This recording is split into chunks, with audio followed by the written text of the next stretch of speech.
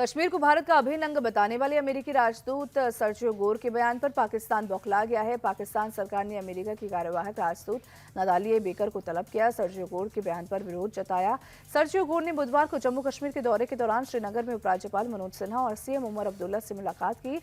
Sergio Gor ने आम लोगों से भी बात कही और कहा कि डल झील में शिकारा पर सैर का लुत्फ भी उन्होंने उठाया। उसके बाद उन्होंने कहा कि मोदी सरकार ने कश्मीर को पहले से ज्यादा सुरक्षित बना दिया, इसलिए अमेरिका जल्द ही अपने नागरिकों के लिए जारी की गई नेगेटिव ट्रैवल एडवाइजरी को रिव्यू करेगा।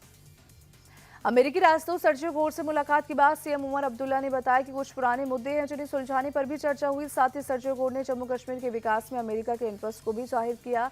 सर्जियो गोर आज लद्दाख का दौरा करेंगे। गलवान हिंसा के बाद इस इलाके में किसी विदेशी राजदूत का ये पहला दौरा होगा।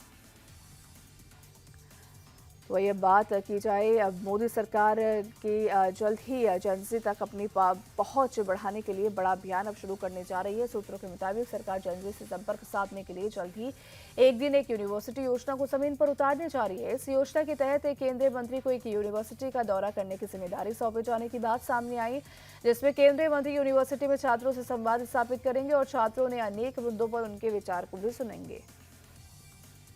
कांग्रेस नहीं मानेगी राष्ट्रीय गीत वंदे मातरम पर नया कानून। दिल्ली में हुई कांग्रेस कार्य समिति बैठक में 1937 की कार्य समिति में तय हुए 2 पैराग्राफ को ही गाने का फैसला किया गया। कार्य समिति की बैठक में राहुल गांधी ने करीब 20 मिनट के भाषण में पीएम मोदी पर निशाना साधते हुए कहा कि मोदी खत्म हो गई हैं, उनका समय पूरा हो गया है। साथ ही राहुल गांधी ने कांग्रेसियों से अपनी विचारधारा पर गर्व करने की भी अपील की है। राम मंदिर चंदे से जुड़े कथित गड़बड़ी के मुद्दे को लेकर कांग्रेस ने बड़ा राजनीतिक अभियान शुरू करने का फैसला किया है। कांग्रेस महासचिव केसी वेणुगोपाल ने कहा कि पार्टी इस मुद्दे को जमीनी स्तर तक ले जाएगी। उन्होंने कहा कि सीडब्ल्यूसी ने प्रदेश कांग्रेस समितियों को इस मामले को लेकर पूरे देश में प्रदर्शन करने का निर्देश भी दिया है। कांग्रेस वर्किंग कमेटी की बैठक के बाद अब जयराम रमेश ने बीजेपी के खिलाफ मोर्चा खोल दिया है। उन्होंने कहा कि पेपर लीक का मुद्दा कांग्रेस का है, जिसे बीजेपी भुनाना चाहती है। जयराम ने कहा कि केंद्र सरकार को आम जनता से कोई सरोकार नहीं, उनका फोकस आने वाले यूपी और आम चुनाव पर है। पटना का गर्दनी बाग अब दिल्ली के जंतर मंतर की तर्ज पर प्रोटेस्ट प्लेस बनता जा रहा है। परीक्षा प्रणाली में सुधार, नौकरियों में स्थायी बहाली और बेरोजगारी जैसे मुद्दों पर शिक्षक, अभ्यर्थी, अतिथि शिक्षक और पीएचडी धारक लगातार प्रदर्शन जारी रखे हुए हैं। दिल्ली और झारखंड में युवाओं के बड़े आंदोलनों के बाद अब बिहार के नौजवान भी अपनी आवाज बुलंद कर रहे हैं। झारखंड में जेपीएससी की 11वीं और 13वीं परीक्षा रद्द करने के सरकार के फैसले से बेरोजगार हुए युवाओं ने अब हाई कोर्ट का रुख कर लिया है। परीक्षा में सफल हुए अभ्यर्थियों की तरफ से 3 याचिकाएं दाखिल की गई हैं, जिन पर आज हाई कोर्ट में सुनवाई होनी है। इसके अलावा फूड सेफ्टी ऑफिसर परीक्षा रद्द मामले में भी याचिका दाखिल की गई है। सोरेन सरकार के नोटिफिकेशन के बाद 45 सरकारी भर्तियों के एग्जाम रद्द होने से 4,359 युवाओं की नौकरी चली जाएगी।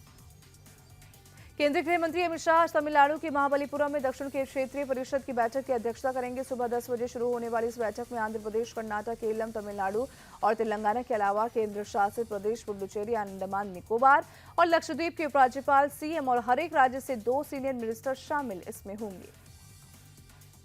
महाराष्ट्र में ऑटो रिक्शा और टैक्सी चालकों को मराठी भाषा नहीं आने पर अब आज से उनके खिलाफ एक्शन लिया जाएगा। महाराष्ट्र सरकार के नए नियम के तहत ऑटो टैक्सी चालकों के लिए मराठी भाषा का ज्ञान अनिवार्य किया गया है। आरटीओ की ओर से इस नियम के पालन के लिए विशेष जांच दल वायुवेग का गठन किया गया। मुंबई में आज से 10 जगहों पर जांच अभियान शुरू किया जाएगा।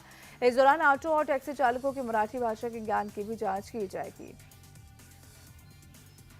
बिहार के गोपालगंज में पुलिस विभाग में बड़ी कार्रवाई हुई है। जिले के जादवपुर थाने के थाना अध्यक्ष समेत 4 लोगों को गिरफ्तार कर जेल भेज दिया गया। आरोपी पर निर्दोष लोगों को बिना किसी वजह थाने में हिरासत में रखने और फिर बाद में केस में फंसाने की धमकी देकर मोटी रकम लेकर छोड़ने का आरोप लगा है। एसपी विनय तिवारी के निर्देश पर जांच के बाद सभी को जेल भेज दिया गया। एसपी ने मिली जानकारी के बाद मामले की जांच डीएसपी मुख्यालय को सौंपी, जिसके बाद पुलिस के काम करने के तरीके को लेकर कई गंभीर मामले भी सामने आए हैं। दिल्ली के अशोक विहार में बदमाशों ने घर में घुसकर 75 लाख रुपए की लूट को अंजाम दिया। पुलिस के मुताबिक ब्लॉक के एक घर में बदमाश जबरन घर में घुसकर चाकू की नोक पर महिला को बंधक बना लिया। उन्होंने बदमाशों ने महिला के हाथ पैर भी बांधे, जिसके बाद लूट को अंजाम दिया। बदमाशों ने महिला से करीब 75 लाख रुपए कैश लेकर वो फरार भी हो गए थे। पुलिस फिलहाल उनकी तलाश अब कर रही है। दिल्ली के आईजीआई एयरपोर्ट पर कस्टम ने 24 कैरेट के करीब 523 ग्राम सोना बरामद किया। कस्टम ने खुफिया जानकारी के आधार पर टर्मिनल 1 पर यात्री को रोककर जांच की।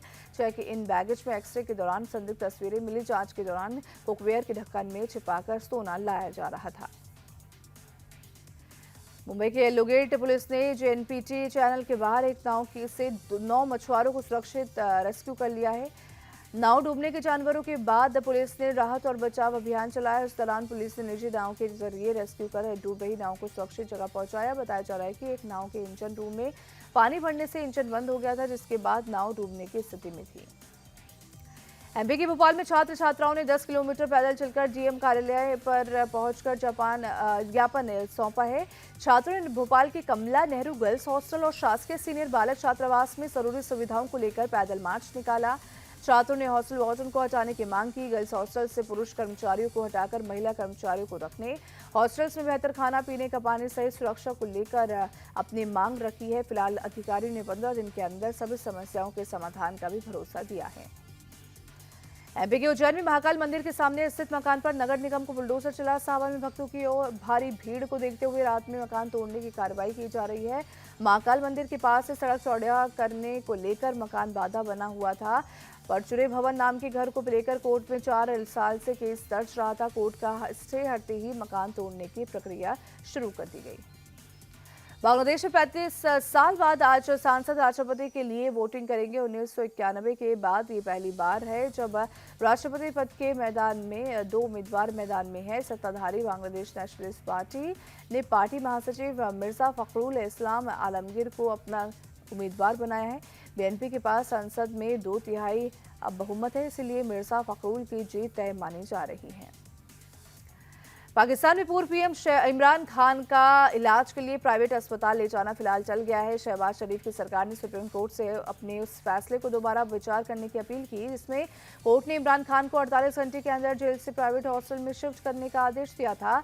शरीफ सरकार ने बुधवार को जेल में बंद हजारों कैदियों के हक का मुद्दा उठाया था और सुप्रीम कोर्ट के आदेश से अराजकता फैल जाएगी और हर कैदी जेल में हॉस्पिटल में शिफ्ट करने की मांग करेगा। श्रीलंका के खिलाफ पहला टेस्ट जीतकर डब्ल्यूटीसी की पॉइंट टेबल में भारत की पोजीशन में कोई बदलाव नहीं हुआ है। भारत अभी भी 5वें स्थान पर बरकरार है, लेकिन फाइनल की रेस के लिए टीम के अंक प्रतिशत में सुधार हुआ। भारत का अंक प्रतिशत पहले 48.14% था, जो अब बढ़कर 53.3% हो गया है। वहीं हॉकी वर्ल्ड कप में भारतीय हॉकी टीम ने पाकिस्तान को 5-3 से करारी शिकस्त देकर टॉप 8 में जगह बना ली है। वहीं सार के साथ पाकिस्तान का वर्ल्ड कप सफर भी खत्म हो गया। नीदरलैंड के वैगनर हॉकी स्टेडियम में भारतीय कप्तान हरमनप्रीत सिंह और अभिषेक ने 2-2 गोल किए। हार्दिक सिंह ने 1 गोल दागा। पाकिस्तान की ओर से हन्नान शाहिद ने 2 और सुफियान खान ने 1 गोल किया।